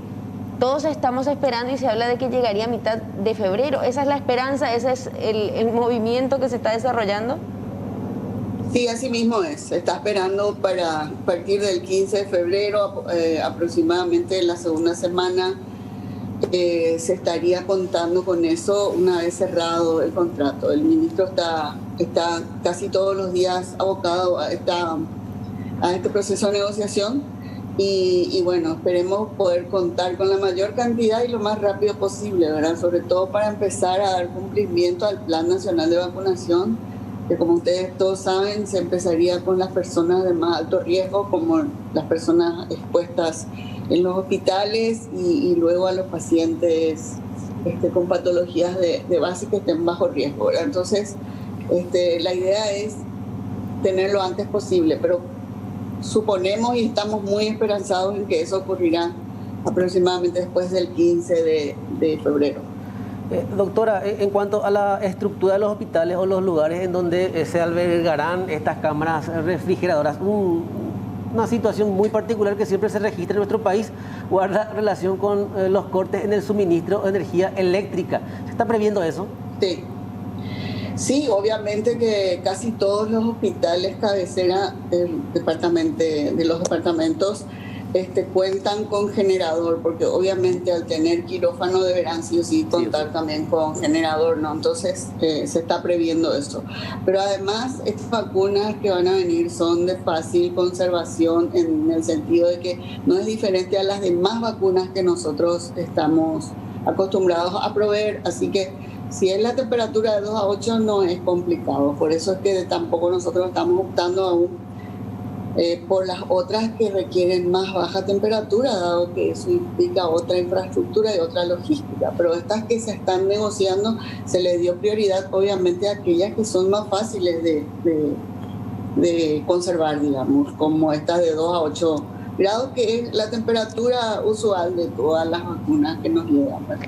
Bueno, doctora, hay una realidad a la que también se van a enfrentar desde el Ministerio de Salud, como se están enfrentando en todo el mundo, que es el rechazo, por decirlo así, de un grupo de la población, de de ese miedo o comentarios de desinformación que también tienen algunos. ¿Qué le decimos a esa gente con respecto a esta vacuna que está llegando? Bueno, de hecho, la vacunación no va a ser obligatoria, va a ser voluntaria. Así que, bueno, el paciente que decida vacunarse lo hará por su propia voluntad. De hecho, el solo hecho de que estas vacunas se hayan obtenido con tanta rapidez, sí, es como que la gente tiene cierto temor, pero las vacunas siempre son útiles. Todas aquellas enfermedades prevenibles por vacunas evidentemente son seguras, eficaces. Estas últimas del COVID quizás no tuvieron todo el tiempo necesario como para desarrollar toda la fase 4, que es la que la que dura más tiempo y a mayor cantidad de población. Pero esta pandemia nos vino y nos ganó en el tiempo y en el espacio. Entonces, sin duda que algunas personas tendrán ese temor, pero todas estas vacunas son producidas por gente que conoce su trabajo. Es decir, ninguno de estos laboratorios son laboratorios improvisados. Ellos se dedican a esto hace muchísimo tiempo y entonces no creo que haya ningún inconveniente con ninguna de estas vacunas, salvo los efectos colaterales que conocemos, ¿verdad? De hecho, y que son los que se están declarando, y nosotros estamos haciendo seguimiento con otras autoridades regulatorias. Y te puedo asegurar que hasta ahora no, lo que nosotros recibimos por lo menos no son datos que llamen poderosamente la atención, ¿verdad? Son efectos que casi siempre tienen las vacunas, como fiebre, como dolor en la zona de aplicación, refieren cefaleas, refieren malestares, en fin, nada que llame demasiado la atención y sobre todo en los porcentajes en los que se encuentra, ¿verdad? Pero te repito, la vacunación es voluntaria, así que bueno, quedará también eso en manos de la gente que tome la decisión o no. Pero yo soy muy fanática de las vacunas y siempre digo, nada mejor que una vacuna para prevenir enfermedades que son desarrolladas por gente que entiende, o sea, ninguno es improvisado tampoco, ¿verdad? A propósito de las reacciones adversas que mencionaba, doctora, que forman parte nomás también de lo que es el proceso vacunatorio. Recién el ministro hablaba acerca del no suministro a las mujeres embarazadas. ¿Eso en base a alguna evidencia científica que se está analizando con respecto a ese punto? Y bueno, en realidad, como nosotros estamos evaluando la documentación que nos está llegando, pero obviamente quien decide eso es la Dirección de Vigilancia de la Salud, ¿verdad? Que está a cargo del doctor Sequera y que está también manejando toda esa parte porque el programa ampliado de inmunizaciones también depende de esa dirección. Nosotros tenemos los datos preliminares que nos están enviando las otras autoridades y estamos compartiendo también tanto con Guillermo como con el ministro, por supuesto. Y bueno, todo lo que sea demostrado científicamente se va a hacer. O sea, si en embarazadas o en mayores de 60 hay evidencia científica de que se haya probado la vacuna, lo haremos igual. Nada que no esté probado científicamente lo vamos a hacer. Eso quiero que la ciudadanía esté también tranquila en ese sentido, ¿verdad? Perfecto. Bueno, doctora, nosotros le agradecemos por su tiempo, hablando de muchos detalles, muchas consultas que todavía la gente tiene y seguramente vamos a seguir molestándola en alguna oportunidad. Cuando ustedes gusten, yo siempre estoy a las órdenes y todo lo que está bajo mi jurisdicción o bajo mi conocimiento, yo siempre lo comparto con mucho gusto para que también la ciudadanía esté informada. Me parece sumamente importante eso, tener la información que corresponde y de primera mano, porque a veces las informaciones también llegan por cualquier medio y no siempre es la correcta. Entonces, yo siempre estoy dispuesta cada vez que ustedes lo necesiten. Bueno, gracias, doctora. Gracias por este contacto vía Zoom. Será hasta la próxima. No, por favor, hasta luego. Un gusto. Bueno, son en total entonces 12 cámaras refrigerantes que serán distribuidas en los hospitales cabeceras para un total de más de 7 millones de vacunas. 6 de las cámaras van a estar en Central, en la zona central, y posteriormente en otros puntos del país también van a ser distribuidas, teniendo en cuenta obviamente que la vacunación es a nivel nacional. Concepción, San Pedro, Caguazú, Misiones y 2 en Alto Paraná. Exactamente. Bueno, información que seguimos también muy de cerca. Les invitamos a que nos acompañen a través de las redes, a través de nuestro WhatsApp, por supuesto también, que seguramente ya nos están llegando muchos mensajitos. Bueno, vamos a hacer un consejo, ¿les parece? Porque tenemos que comentarles acerca de esto que tienen nuestros amigos de Arcor para vos. ¿Cuáles son las novedades, Judith? ¿Cómo estás? Buen día. Gracias, hola Alexis. Vinimos aquí hasta el barrio Jara, hasta esta tienda de equipos de rehabilitación para hablar con los afectados de este hecho de asalto que nuestro compañero Raúl Bogarín ya lo expuso a primeras horas en su reporte de noche madrugada. Ahora la tienda ya está abierta, ya está nuevamente atendiendo a los clientes, por eso vamos a acceder a su testimonio. Y por cierto, accedimos a otras imágenes de circuito cerrado de televisión que muestran el lado de afuera, porque adentro solamente ya se ve al asaltante que ingresó con un arma blanca tipo puñal para intimar a los encargados minutos a los trabajadores de esta tienda y alzarse con varios objetos de valor, pero él tenía consigo a un cómplice. Él vino a bordo de una motocicleta como acompañante y su cómplice lo esperó exactamente aquí. Cuando él se percató de la existencia de cámaras de seguridad aquí en la tienda, ¿qué es lo que hizo el delincuente que estaba a bordo de la motocicleta? Retrocedió, pero se puede ver en estas imágenes las características del biciclo que fue utilizada por estos asaltantes que durante las últimas horas, o durante los últimos días, mejor dicho, porque el 26 de enero exactamente ocurrió este hecho, utilizaron precisamente este tipo de vehículo para llegar hasta esta tienda. Vamos a hablar aquí con Armando Isla, que es el encargado de esta tienda de equipos de rehabilitación, sobre el perjuicio. Armando, contanos, ¿es la primera vez o no que ustedes son víctimas de este tipo de hechos? Sí, buen día. Antes que nada, gracias por la presencia aquí para dejarnos que se cuente un poco lo que pasó, ¿verdad? Resulta que en la tienda en sí es la primera vez que entran a asaltarnos, pero anteriormente ya nos habían robado parte de la cartelería, luces LED, pero eso fue todo en el transcurrir de la noche, ¿verdad? Durante nuestro horario de trabajo es la primera vez. Bueno, incluso lo que se puede ver en las imágenes, no sé si estaba en la misma ubicación aquí, no. La mesa, cambiaron ya de lugar, se alejaron un poco más de la puerta, ¿verdad? Sí, justamente teníamos en esa zona la mesa, y como no visualizábamos tan bien a la gente que entraba, decidimos cambiar de lugar, ¿verdad? Un poquito para poder ver mejor. Ahora, Armando, contanos, ¿el objetivo de estos asaltantes era el dinero o alzarse con objetos de valor? Yo creo que lo que más querían era alzarse con lo que tenían enfrente y salir raudamente, porque teníamos un poco de plata ahí en la caja que era la recaudación del día, pero no pudieron tocar eso, o no quisieron, o no sé por qué. El que entró no llegó a pedir dinero. No llegó a pedir dinero, directamente se alzó con las 2 computadoras y también se alzó con los 2 aparatos móviles. Bueno, precisamente estamos repasando con ustedes, Alexis Sol, ambas imágenes, tanto de afuera como de adentro. Incluso acá los chicos están prácticamente en la misma posición. Ella estaba allí atendiendo cuando ingresa este delincuente y le muestra un puñal. No sé si él ingresó con la intención de hacerse pasar por cliente o directamente ya mostró sus intenciones. No, y creo él cuando llegó se veía apurado. Lo que sí, yo me puse mi tapaboca como porque pensé que era un cliente normal. Y abrió la puerta y me dice, hola señora, me dice yo, hola, ¿en qué le puedo ayudar? Y ahí ella saca su puñal.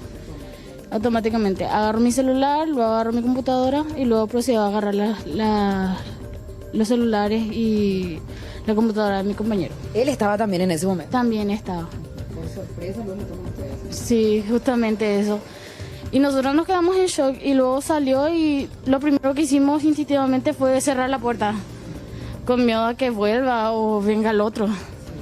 Es llamativo que tengan como objetivo a este tipo de tiendas, ¿verdad? Porque buscaban efectivamente vulnerabilidad. Y sí, justamente esa mañana tuvimos algunos plomeros y yo escuché que ellos iban a volver a la tarde. Entonces yo pensé también en parte de que era uno de los plomeros, ¿verdad? Y venía así como para cobrar o terminar su trabajo. Y al final resultó siendo otra cosa. Total, entonces, ¿cuántos celulares se llevó? Se llevaron 2 celulares y 2 computadoras. ¿Cómo es tu nombre? Milagros. Gracias, Milagros. Y acá los funcionarios entonces de esta tienda de equipos de rehabilitación hablándonos un poco, dándonos su testimonio sobre este momento de susto que les tocó vivir. Si bien fue bastante corto, pareciera ser eterna para la gente que es víctima de este tipo de asaltos. Y yo les cuento más, Alexis Sol, el miedo ya queda, porque cuando llegamos aquí ellos incluso ya estaban con la puerta llaveada. De esa manera van a proceder lastimosamente a tener que atender a partir de ahora a los clientes, teniendo en cuenta la inseguridad que se dio últimamente en esta zona. Y aparte lo que decía, este muchacho ingresó, un poco nervioso, pero directamente ya sacando posteriormente la arma blanca. Estamos reiterando las imágenes mientras compartimos justamente las entrevistas, Judith, y decir nada más, no se puede trabajar tranquilo, ¿verdad? Uno no puede estar tranquilo en su espacio de trabajo en cualquier horario y dedicándote a cualquier rubro, porque mira que nosotros, Judith, vos que estás en el área policial, constantemente, no sé, vamos a farmacias, a estaciones de servicio, pero ahora locales de insumos médicos, sí. Van a donde sea. Claro, Sol, porque esta es una tienda que no tiene tanta afluencia de clientes como puedes ver vos. De por ahí son específicas las personas que vienen aquí para tratar de acceder a estos tipos de equipos, pero de todos modos fue el objetivo de estos asaltantes. Por cierto, las imágenes son fundamentales para poder analizarlas, Sol, porque son bastante nítidas, y si analizas bien la de afuera te vas a percatar que el que vino conduciendo la motocicleta ve que hay cámara y retrocede para no ser identificado, Sin embargo, esperemos que con los detalles que se tienen, así se pueda hacer. Judith, muchísimas gracias por el reporte. Positivo, no es todo lo contrario. El segundo lugar en el país en la zona más corrupta de toda Latinoamérica. Sí, es el segundo país más corrupto de América del Sur, detrás solo de Venezuela. Esto, según se puede observar en el último índice de percepción de la corrupción elaborado por la Organización de Transferencia Internacional. El informe se elaboró en base a lo ocurrido en los países en el 2020. Paraguay es uno de los países con menos inversión en salud en plena pandemia y cuyos casos de corrupción estuvieron relacionados con compras en la lucha contra el COVID.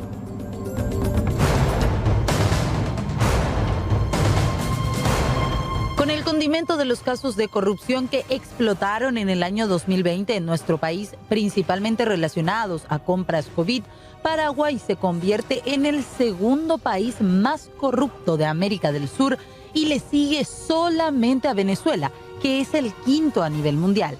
De esta manera, nuestro país está en el puesto número 40 en el globo. Paraguay se mantuvo en la posición número 137, pero obtuvo solo 28 puntos. El puesto 179 es ocupado por Sudán del Sur, el más corrupto del mundo. El estudio denominado Índice de Percepción de la Corrupción es realizado cada año por la organización Transparencia Internacional.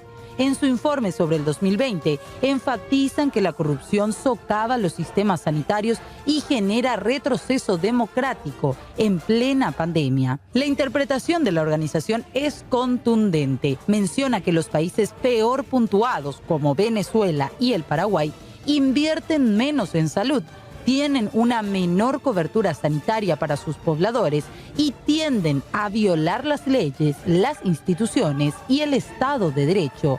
Casos como el de los insumos chinos que relacionó al clan Ferreira, falsificaciones de facturas, sobrefacturaciones en la compra de insumos para salud, tapabocas de oro y agua tónica de oro, no hicieron más que socavar la imagen internacional del Paraguay y su gobierno actual, que hoy se sitúa en el segundo puesto como más corrupto de Sudamérica, muy lejos de los países de la región.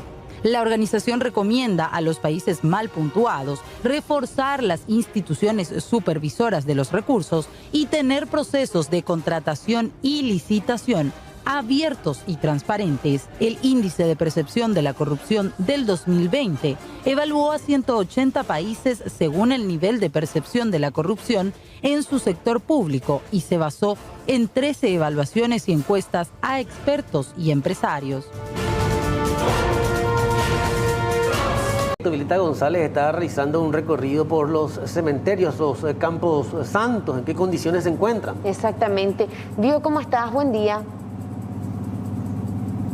Hola, ¿cómo están? Sol, Alexis, se saludo también para todos los televidentes. Y bueno, les pido que me acompañen porque venimos a hacer un poquitito de fiscalizadores, ¿verdad? Sabemos muy bien que hoy por hoy las visitas están restringidas, al menos en los cementerios de Asunción, y esto tiene un efecto. Y ahora estamos en el de Lambaré. Ya vamos a compartir también en instantes. Buen día. Muy buen día, Alexis. Un placer saludarte a vos, Sol, y a la audiencia de C9N. Un gusto. Doctor, estábamos escuchando más temprano esta situación ya en la conferencia del ministro Julio Mazzoleni, que se confirma prácticamente esta segunda ola en el Alto Paraná. ¿Cuál es la situación? ¿Cómo la están llevando ustedes desde ese punto? Y bueno, estamos sobrellevando, gracias a Dios, dentro de todo bien, pero tenemos bastantes casos delicados nuevamente. Tenemos nuestras terapias prácticamente llenas, estamos a una ocupación del 98%. En las salas de internado, gracias a Dios, tenemos buen recambio, vamos a decirle, por el hecho de que hay pacientes con buena evolución y van de alta, pero lastimosamente tenemos pacientes graves y que están llegando nuevamente con tomografías, con imágenes muy desesperantes, en realidad con pulmones prácticamente destrozados, y esa es una preocupación que nos tiene bastante en vela eso. Doctor, ¿esta situación es el reflejo de la inconsciencia o más que nada también de las fiestas de fin de año? Y bueno, hoy estamos viendo lo que decíamos que iba a ser parte de lo que era un poco el relajamiento que tuvimos en la fiesta de fin de año. Hoy estamos viendo esa cola que es el resabio de ese tiempo, ¿verdad? Y vemos también el hecho de mucho viaje, mucho relajamiento en los eventos sociales y compañía.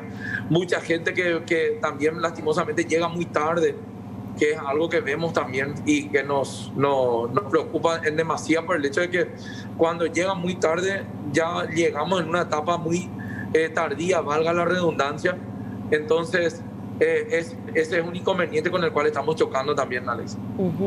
Bueno, decimos siempre y preguntamos por ustedes, por el personal de Blanco que sigue enfrentando y está en la primera línea de batalla. ¿Cómo llevan esto? Segunda ola, incansables los trabajos. ¿Cómo dan abasto con todo esto? Y hacemos tripa corazón, no nos queda otra. Es nuestro trabajo y tenemos que tratar. Mis compañeros son verdaderamente héroes y todo el personal Blanco, tanto enfermería, médicos, limpiadoras, técnicos, todos los que trabajan, se trabaja de una manera encomiable y sin parar, en realidad, sin parar, porque todo el tiempo es lo mismo. Lastimosamente, muchas veces chocamos con un poco la inconsciencia de la gente del hecho de que dice, no, esto no existe, no pasa nada.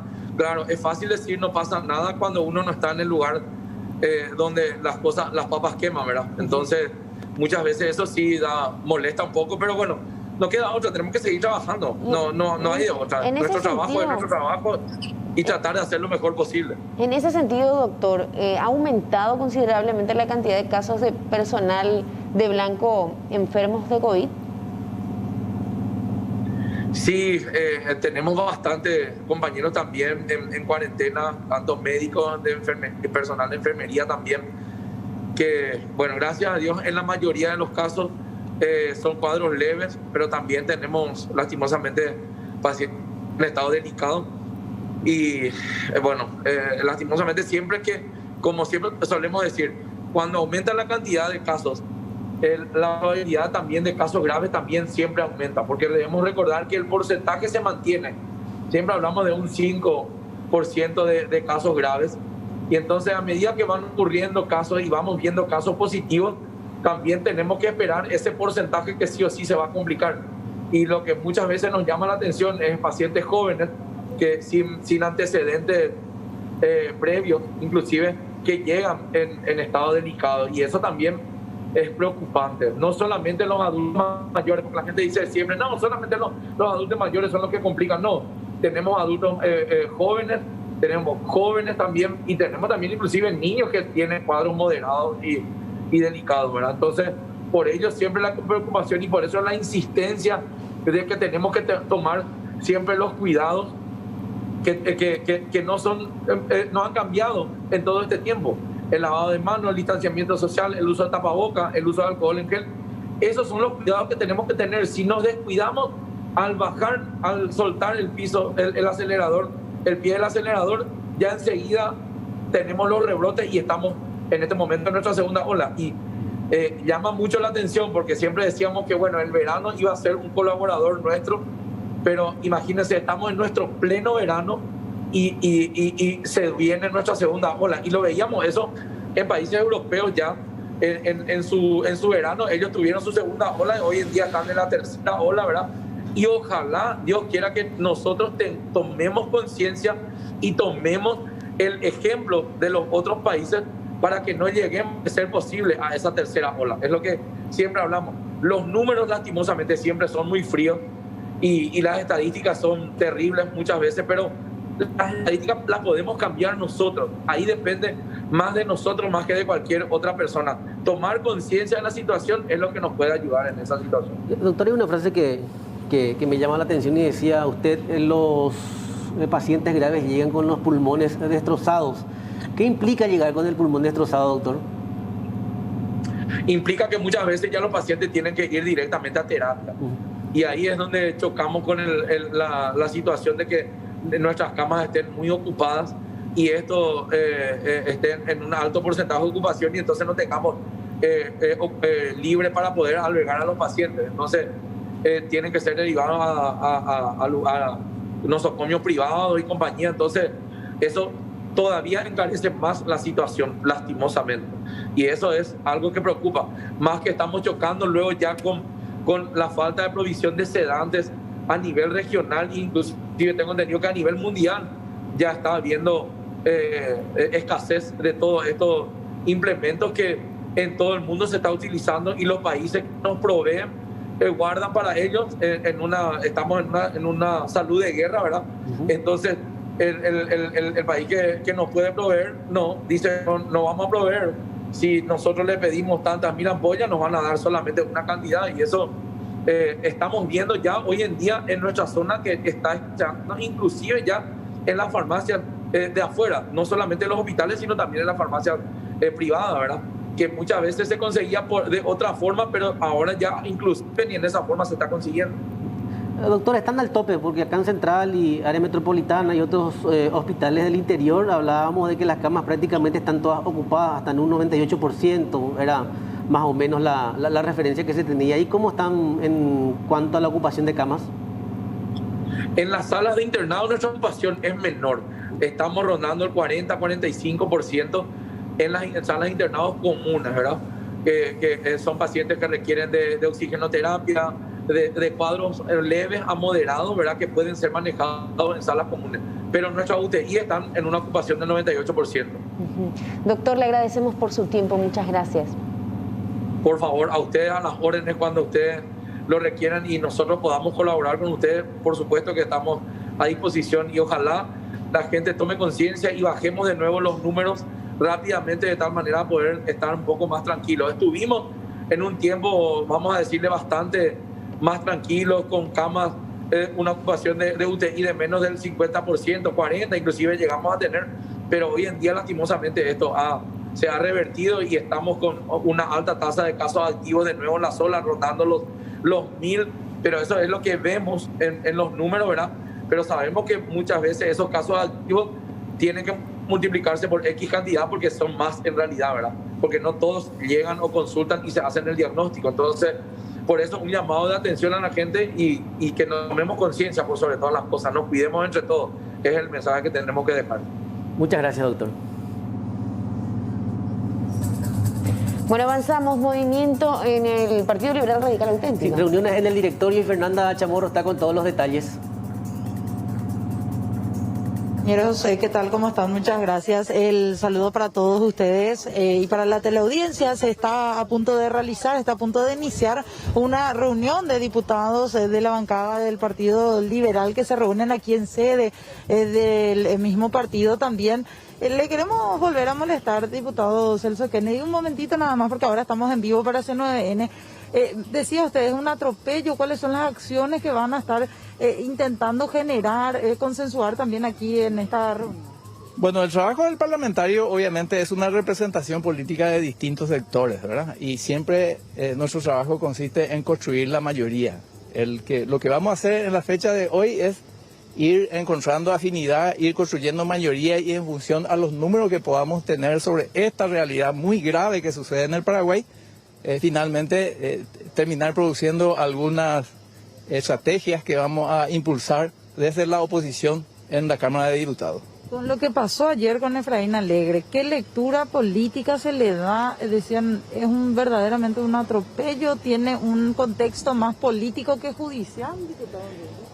Sí, por supuesto que es político. Cuando el Estado de Derecho y el sistema judicial no funciona adecuadamente, finalmente termina en la persecución de inocentes, en un proceso de nunca acabar, que no se resuelve por una investigación clara que debe hacer el Ministerio Público, y de repente también la no producción de pruebas por esa negligencia terminan absolviendo a personas que en realidad deberían de estar en la cárcel. Entonces, finalmente, lo que vemos con claridad en este momento, que esta persecución al presidente del partido, que nunca debió tener una imputación en el origen, termina llevándole preso a él.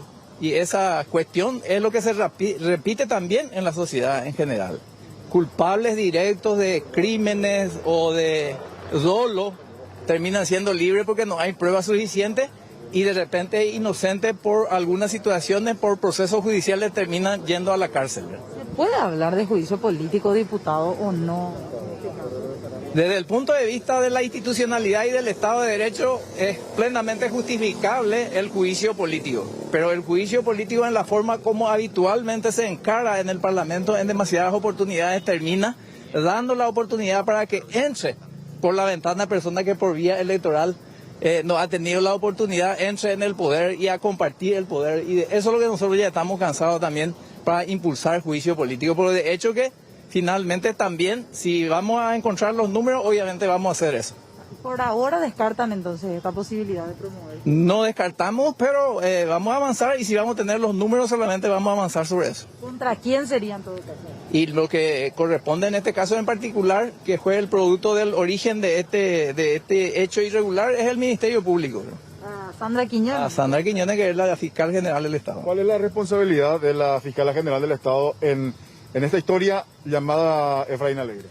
Bueno, en esta historia, que es evidente porque se trata de una persona importante de la oposición paraguaya, pero que representa finalmente una cantidad inmensa de personas que están sufriendo persecución por parte del Ministerio Público, en realidad la negligencia de trabajo a propósito o por negligente finalmente es la que termina finalmente en llevar preso a personas que no deberían estar presos y a dejar en libertad a personas que deberían de estar presos. Muchos hablan que como que se da un retroceso, volver a una especie de dictadura también, diputado, al respecto. Bueno, y digamos la contrapuesta de la dictadura es la democracia y el funcionamiento del Estado de Derecho. Si el Estado de Derecho no funciona, obviamente la arbitrariedad es lo que funciona de la gente que tiene poder. Y dentro de esa arbitrariedad significa que estamos dentro de la dictadura, si no se hace correctamente el funcionamiento del Estado de Derecho. Desde el punto de vista judicial, diputado, dicen que corresponde el hecho de que Efraín no haya pagado la fianza real, corresponde finalmente que él vaya a prisión. Pero ustedes, ¿desde qué punto de vista es? Bueno, eso sí vamos a analizar un hecho particular que es la prisión que dicta en función a la fianza. Pero analizando en forma global, desde el comienzo hasta el final, este proceso ya debió ser aclarado lo suficiente. Son más de un año que llevan esta persecución y se habla incluso, recuerdo en su momento cuando se inició, de 1.500 millones de guaraníes de evasión, que incluso dio una explicación de la Subsecretaría de Estado de Tributación. Bueno, parte de lo que estaba mencionando Celso Kennedy con respecto a esta información, la posición, lo cierto y lo concreto es que a las 10:30 debió comenzar, pero ya en instantes seguramente cuando lleguen otros diputados más del Partido Liberal estará iniciando esta reunión aquí en sede partidaria. Perfecto, Fer, estamos atentos a tu señal nuevamente desde ese punto. Muchas gracias. Hasta luego. Bueno, avanzamos así, invitándoles a ustedes a que sigan muy de cerca este último tramo de C9N, las informaciones más importantes del ámbito nacional e internacional. Nos vamos a un breve corte, ya regresamos. Exactamente, ahí está Joel López. Joel, ¿cómo estás? Buen día. Sol, ¿qué tal? Buen día, saludo a Alexia, a los televidentes. Bueno, esta es la situación que de una u otra forma nos trae hasta la comisaría 10ª de la ciudad de Mallorquín. ¿Recuerdan ustedes el famoso video de la dudosa situación? La pareja finalmente fue identificada, ya están aprendidas también. Vamos a hablar con el subcomisario Blas Fernández, qué es lo que se tiene hasta ahora. Subcomisario, ¿qué tal? ¿Cómo te va? Buen día. Buen día, Joel, buen día para la audiencia de C9N. Sí, justamente ayer a la noche nuevamente tuvimos un episodio justamente protagonizado por esta pareja. A las 23:30 horas aproximadamente se recibió llamada telefónica en el sistema de emergencia 911 aquí de Alto Paraná, en donde la persona llamadora se identificó con el nombre de Lorena Torres, pidiendo justamente auxilio por un hecho de violencia que ella estaba sufriendo en ese momento. Entonces el sistema 911 nos despachó la llamada a nosotros, ¿verdad? Ya que ellos más o menos ya ubicaban el caso.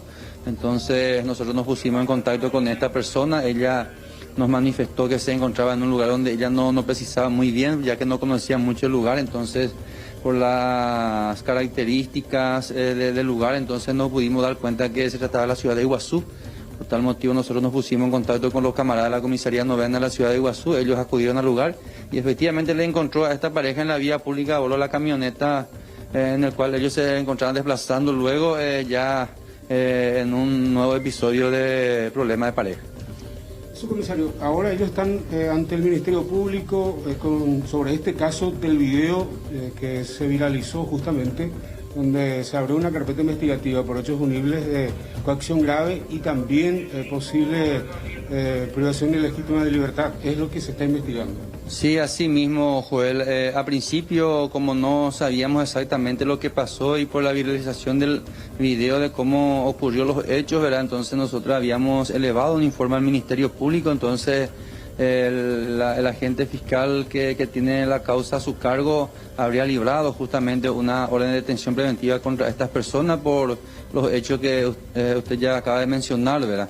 Y anoche, cuando se logró identificar a estas personas, nosotros volvimos a comunicarnos con la agente fiscal, entonces dimos cumplimiento a ese oficio y hoy en el transcurso de la mañana ellos ya fueron llevados a la fiscalía para su declaración, ¿verdad? Entonces en estos momentos ellos se encuentran ahí y vamos a esperar el resultado ahora de qué es lo que de repente determina el fiscal en cuanto a estas personas. Ahí está. Los datos que tienen hasta ahora y posiblemente la decisión del Ministerio Público va a ser de liberar a la mujer y también el hombre podría ser remitido hasta la cárcel regional. Es lo que posiblemente podría darse en el transcurrir de esta jornada, compañeros. Bueno, completo como siempre, Joel, será hasta la próxima. Hasta luego.